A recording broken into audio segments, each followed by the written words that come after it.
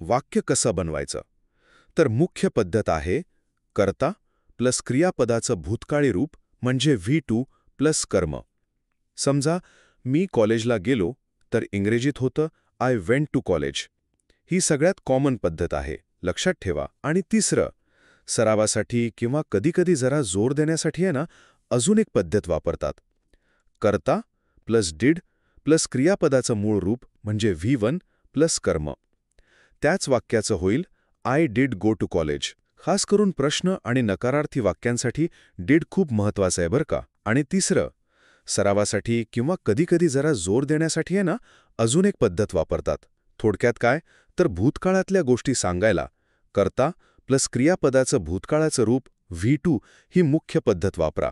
पण हो, डिड वापरून वाक्य बनवण्याचा सराव पण नक्कीच उपयोगी ठरू शकतो.